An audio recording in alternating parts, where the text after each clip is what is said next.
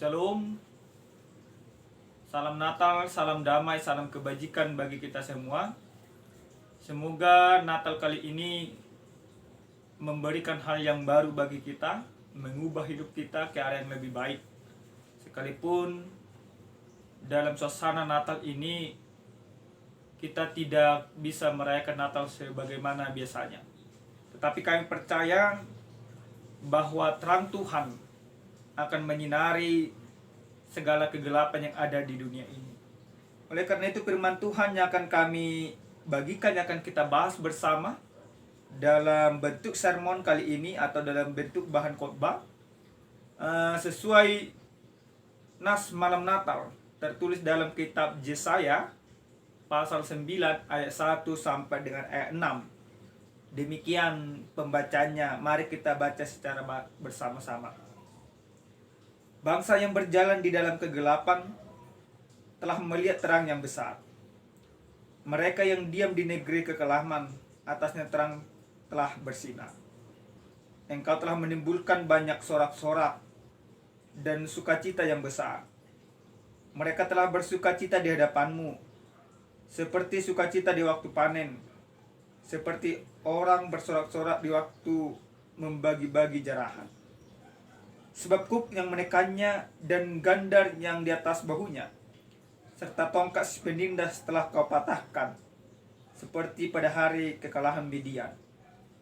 Sebab setiap sepatu tentara yang berderap-derap dan setiap jubah yang berlumuran darah akan menjadi umpan api. Sebab seorang anak telah lahir untuk kita, seorang putra telah diberikan untuk kita. Lambang pemerintahan ada di atas bahunya, dan namanya disebut orang penasihat ajaib, Allah yang perkasa, Bapa yang kekal, Raja damai. Besar kekuasaannya, dan damai sejahtera tidak akan berkesudahan di atas tahta Daud dan di dalam kerajaannya. Karena ia berdasarkan dan mengokohkannya dengan keadilan dan kebenaran dari sekarang sampai selama-lamanya. Kecemburuan Tuhan semesta alam akan melakukan hal ini. Sampai di sana pembacaan kebenaran firman Tuhan. Tema yang sampai kepada kita pada saat ini dikatakan terang telah bersinar dalam kegelapan. Tentu kita pahami, kita imani secara bersama-sama ketika ada sebuah cahaya terang, maka dia akan mampu menaklukkan yang namanya kegelapan. Dalam perikop firman Tuhan yang sampai kepada kita pada saat ini, bagaimana kitab Yesaya menggambarkan atau menubuatkan bagaimana akan kedatangan Sang Mesias, sumber pengharapan. Yang mana kalau kita melihat bahwa Yehuda dan Israel utara hidup dalam kegelapan yang besar di negeri kekelaman. Mereka digambarkan seolah-olah sudah mati dalam dosa-dosanya. Mereka digambarkan bahwa mereka sudah tertindas oleh karena pelanggaran mereka. Ini merupakan suatu tindakan yang tidak diinginkan oleh Tuhan. Ketika bangsa itu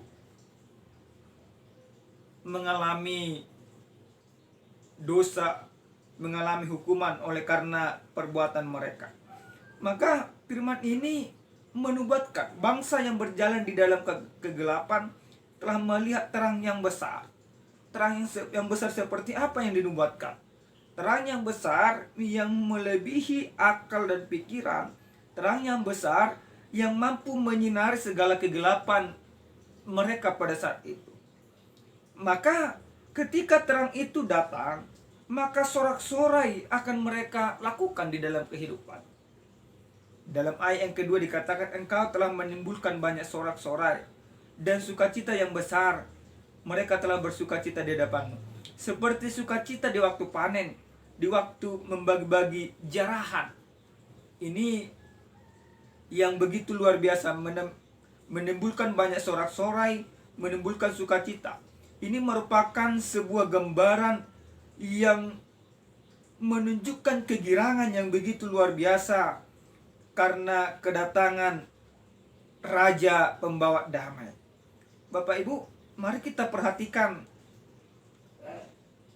ayat ketiga dalam Yesaya pasal 9 ini. Dikatakan di sana, sebab kuk yang menekannya dan gandar yang di atas bahunya, serta tongkat si penindas telah kau patahkan seperti pada hari kematian. Apa itu kuk? Kuk secara harafiah dikatakan kerangka kayu yang biasanya dibuat pada lembu atau sapi yang akan membajak sebuah ladang. Maka sapi ini diarahkan sesuai dengan kuk yang ada pada badannya untuk membajak sebuah lahan. Tetapi kuk ini merupakan suatu gambaran juga bagaimana orang takluk kepada Tuhan, takluk kepada seseorang, takluk kepada sebuah pribadi yang begitu kuat dan perkasa. Maka dikatakan, sebab kuk yang menekannya dan gandar yang di atas bahunya, serta tongkat si penindas telah kau patahkan seperti pada hari kekalahan Midian. Maka segala kuk, segala penderitaan, segala tantangan, bahkan dikatakan seperti mengalahkan orang Midian.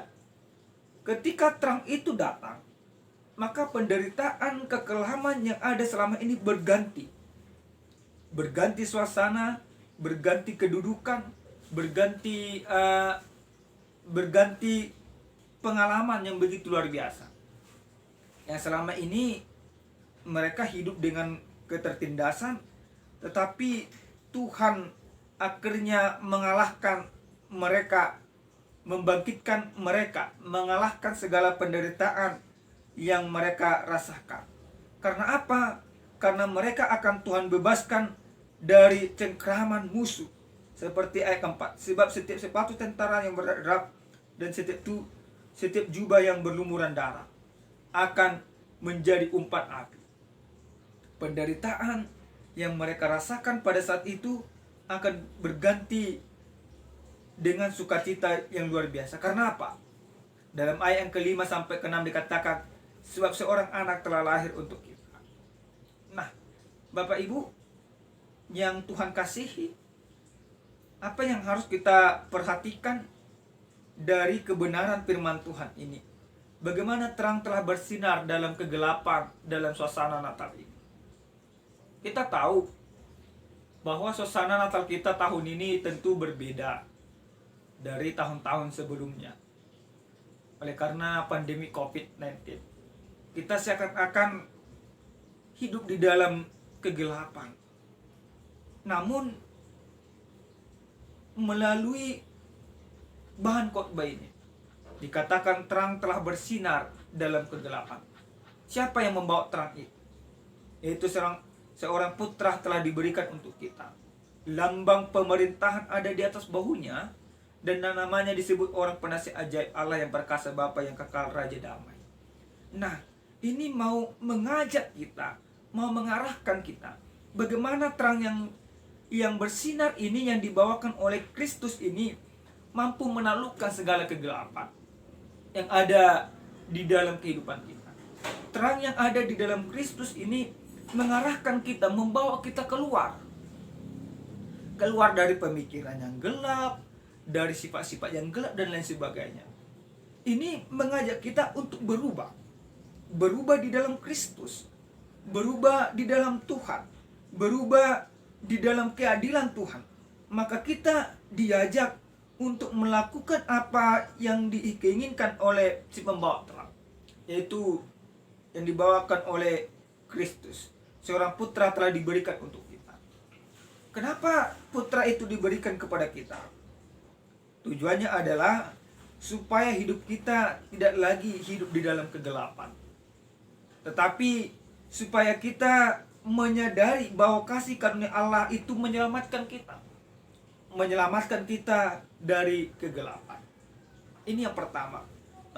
Bagaimana terang telah bersinar dalam kehidupan kita, berarti kita diberikan suatu kesadaran bahwa melalui kasih karunia yang ada di dalam Yesus Kristus akan memberikan keselamatan, akan mengubah kehidupan kita.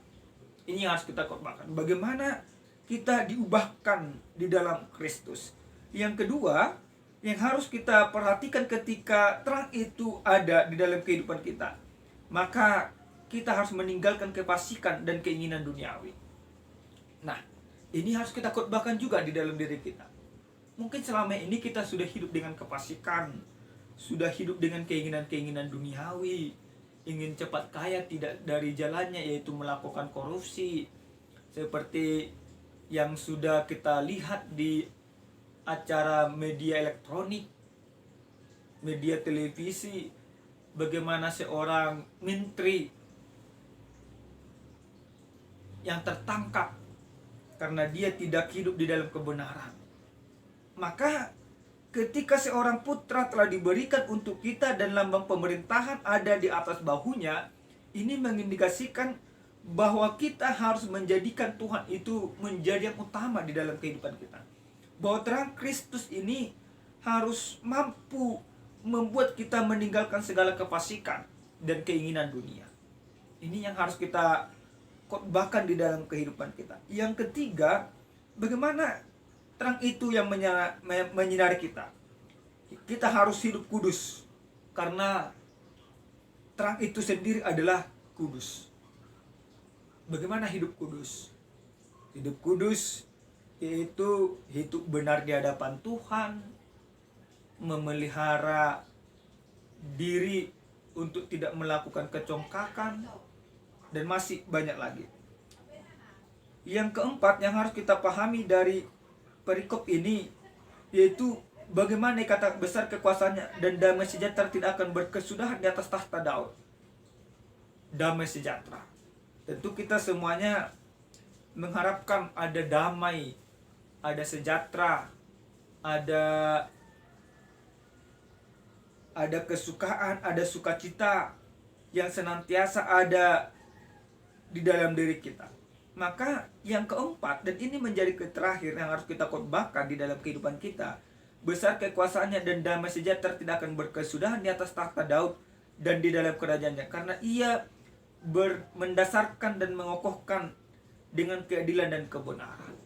Nah, terang yang dibawakan oleh Yesus Kristus ketika dia lahir di dunia ini, maka itu mengubahkan segala sesuatunya, mengubahkan manusia dari yang berdosa menjadi hidup benar di hadapan Tuhan.